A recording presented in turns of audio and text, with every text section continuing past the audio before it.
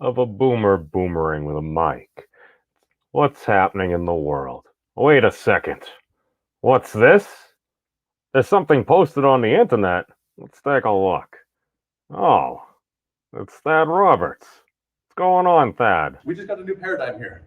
A new paradigm where the minimal geometry, this minimum condition of the minimal geometry, characterizes one of the fundamental mysteries of our reality. The one which we held before as the mysterious minimum boundary of physical reality, of the five What? Nani? Of the boundary of physical reality, you say? Continue, sir.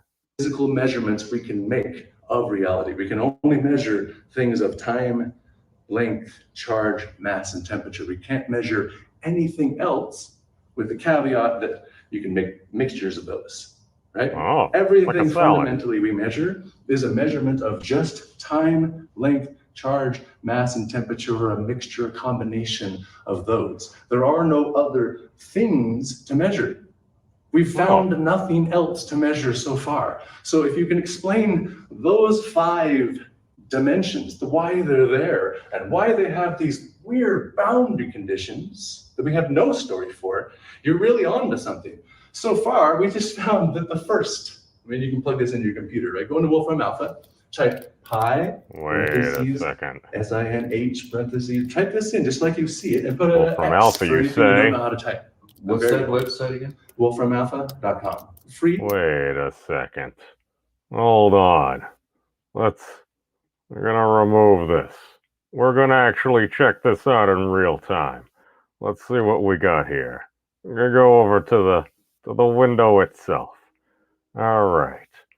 So we've got here we go. This yep. We've got the right one. We've got the right one. All right, let's go to Wolfram Alpha. Let's type in the thingy. There's the thingy. We'll move the thingy over here. All right. So we're actually here. All right. So we've got, is it pi? Oh, I should have. Too many copies and pasting. 2 parentheses. 1/2. Raised with the caret there. 2 times e raised to a variable, which is x, equals those 5 parameters. It assumes dimensionality there. All right, let's see what we got. Doing stuff and things. Oh, they try to fix my mismatched parentheses. All right, so we get sign there. Oh, 44. Wait a second. Isn't that Thad's new book? Wait a second. We've got to go back there. What does he actually have? Oh. Wait. Let's go back up. He gets over there. Yeah, there's no sound because we're in the tab. All right, that's what I got. Wait a second. You have more stuff there. Let's take a look at my screen. I only have down to the 44. Ah. We've got you, Thad. Wait. Contact Pro Premium Support. Oh, I'm not a Pro member. How dare you, Wolfram Alpha, charge money to try to solve the universe if I want to look into it more? That sounds like a very reasonable request. Actually, a lot of these things, it actually seems to be fairly affordable, at least when I looked at the apps. It's all right. But wait a second. What number does he have? All right, so he comes up with that 5.3913. All right. What are Planck units? He said that was something like Planck time. Planck time, blah, blah, blah, and time interval approximately, 5.39 times 10 to the negative 44th. Wait a second. Huh. This is interesting. Wait, no. Let's go to physics.nist.gov. Fundamental physics. Planck time. The numerical value is 5.391,247 times 10 to the negative 44th. Its concise form is 5.391,247, with error bars of 60 there times 10 to the negative 44th. Wait a second. Let's go back to the other video, because all I know is I'm looking at this, I'm like, okay, I put the things in the computer.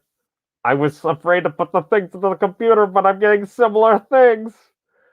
Alright, the simplest universe should be this one. I believe it's this. Share audio, because we don't want to be uber boomerang. Alright, that is not the one we want, because we definitely screwed it up. It's alright, it's alright. I understand a dry video, but all I know is this is probably one of the most important lectures that may have taken place this century. That's all I'm saying. Alright, so it's number 10. Audio is shared. Alright. It's like a calculator, but it does way more than a calculator. I really recommend spending time on it, because it's a source in which you can ask questions that you have no idea what the answer is. No idea, but you know how to ask the question. There's a whole category of questions like this. And Wolfram Alpha gives you a tool to catapult you into an answer you couldn't have ever come up with, something you've never been exposed to before. How dare you, sir, use Wolfram Alpha to try to calculate the fundamental parameters of reality. Continue. Finds anything in the world that's already been related to that conversation and relates it for you, shows you the structure of the relationship, it shows you derivatives and integrals. Any math question you can think to ask, you can also try to ask it in English. It's trying to figure you out. Oh. So it's a worthwhile tool. I highly recommend. Natural not getting paid computational learning. I think it's a human tool. It allows you to ask a question, and it then gives you human graphs tool. and pictures and equations, and then you can start associating what those things mean, right? And building that intuition is very, very important. It's like learning to read. It is. Well, it kind of sounds like we're learning the universe. Continue, sir. Learning to read. It's learning to read more language, the language of geometry. Okay. Oh, geometry, physics. All right. Well, I haven't heard that recently. You wouldn't think it's possible, but things do get much more exciting, because there's not just one Planck boundary. There's also the Planck length. That's another 1.616. Not the right. He goes on and on and on. I'm almost done it. All I know is I'm sitting here, I'm doing these things. I'm like, wait a second. Tim, good to see you, my friend. Good to see you. We're just trying to solve for the universe is all. You know, and again, based on Thad Roberts' analysis of the hyperbolic figure 8 knot, according to him, he's been able to derive the mass, length, temperature, charge, and time of all 17 elementary particles, as well as the Planck constants. I haven't seen anyone say he's wrong yet. I've seen people ask when he was smoking. I haven't asked him myself. I've extended an invitation. We'll see what happens. He's very busy running his book 44, which coincidentally kind of happened to be the number that we came up with Wolfram Alpha.